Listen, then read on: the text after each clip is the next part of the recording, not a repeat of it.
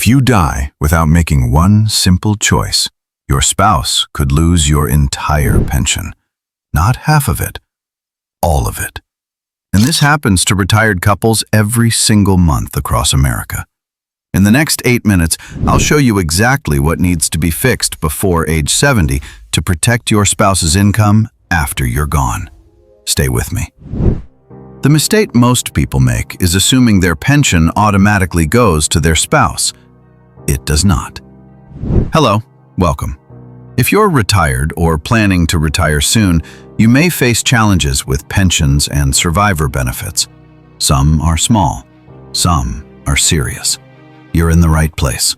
Here, we focus on helping you understand these issues clearly and find practical solutions. This is not about creating fear. This is about giving you the facts so you can protect your family. Here's what's happening. When someone retires with a pension, they have to make a choice about how they want their money paid. One option pays you more money every month while you're alive, but when you die, the payments stop completely. Your spouse gets nothing. The other option pays you slightly less each month, but when you die, your spouse continues receiving money for the rest of their life. The problem is this. Many retirees see that bigger monthly number and choose it without understanding what happens next. They think Medicare or Social Security will take care of their spouse. That's not how it works. Let me show you what this looks like. Mr. Harris, age 68, retired from a manufacturing company after 32 years. His pension was $2,100 per month. He had two choices. Option 1 paid him $2,100 monthly, but nothing to his wife after his death. Option 2 paid him $1,850 monthly, but guaranteed his wife would receive $925 every month for life after he passed. Mr. Harris chose the bigger payment. He died at age 74. His wife, age 71, lost $925 per month overnight. That's $11,100 per year gone. She's now 78 and still struggling. This next part matters more than it sounds. According to official government data, here's what the law requires. If you have a private company pension and you're married when you retire, federal law says the pension plan must offer you a joint and survivor option. This means your spouse gets monthly payments after you die. The standard survivor payment is usually 50% of what you were receiving. Here's the number that matters. According to the Pension Benefit Guaranty Corporation, which is the federal agency that protects pensions, if you choose a joint and 50% survivor annuity, your spouse receives half your monthly amount after you pass. So, if you were getting $1,800, your spouse gets $900 for life. But here's the critical part. You can refuse this protection. If your spouse signs a waiver form, you can take a higher payment that stops at your death. Many couples do this without understanding the long-term impact. Social Security has similar rules, but different numbers. According to the Social Security Administration, a surviving spouse can receive up to 100% of your Social Security benefit if they wait until their full retirement age, which is between 66 and 67, depending on birth year. But pensions work differently. Pensions require you to choose survivor protection at the moment you retire. You cannot go back and change it later.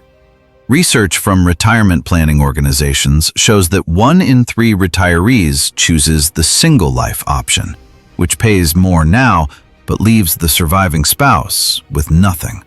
The average widow or widower loses between $800 and $1,500 per month when their spouse dies without survivor protection in place. One more fact. The Pension Benefit Guaranty Corporation reports that if you die before starting your pension and you were married, your spouse is automatically entitled to a survivor benefit. But if you already started receiving payments and chose the wrong option, there's no fixing it. Let me break down why this mistake keeps happening. There are 4 main reasons. The first reason is that most people don't understand the math. When you see $2,000 per month versus $1,700 per month, the bigger number feels safer. But that extra $300 disappears the day you die. Your spouse loses the full $2,000. The $1,700 option would have kept $850 coming in every month for your spouse's entire life. The second reason is that couples underestimate how long the surviving spouse will live. If you die at 75 and your spouse lives to 88, that's 13 years without pension income. At $1,000 per month lost, that's $156,000 your spouse will never see. The third reason is that many retirees believe Social Security will cover everything. It won't.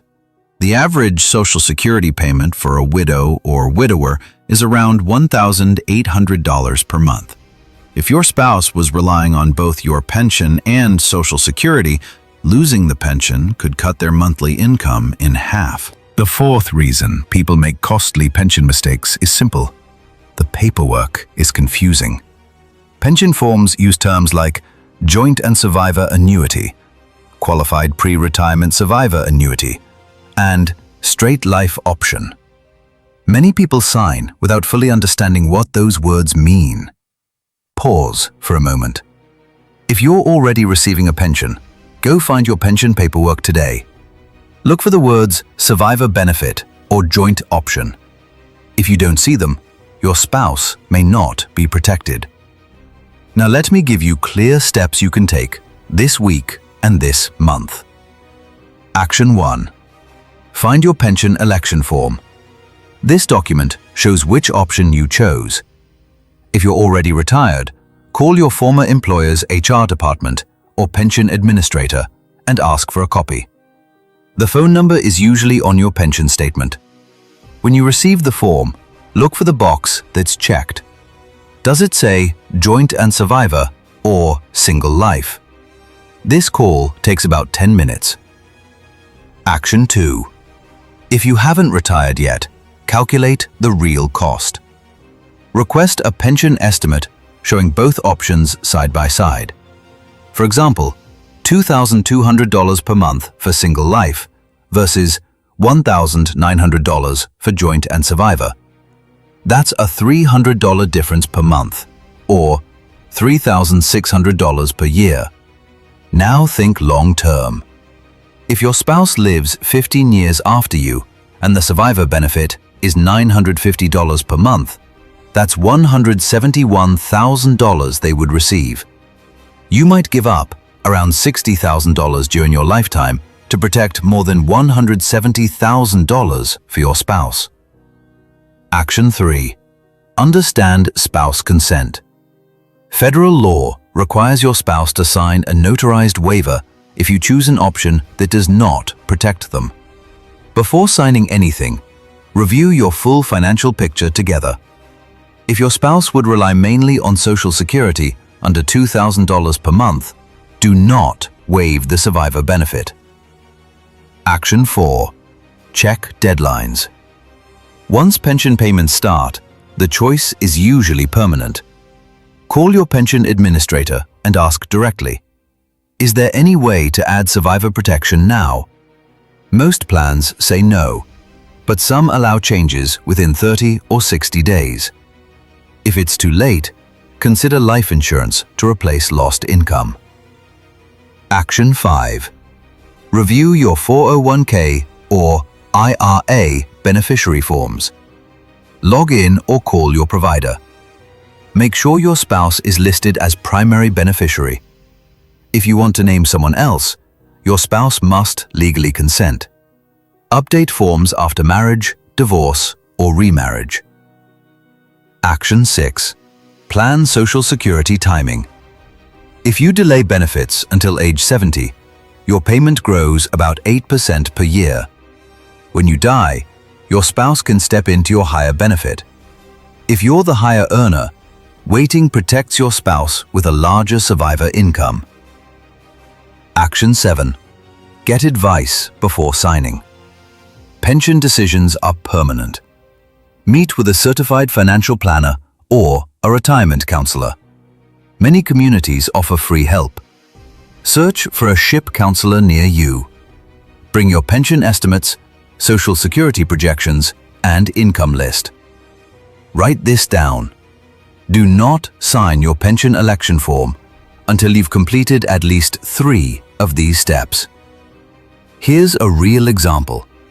Mrs. Lopez retired at 64. Her pension offered $2,300 single life or $2,000 with joint and 50% survivor.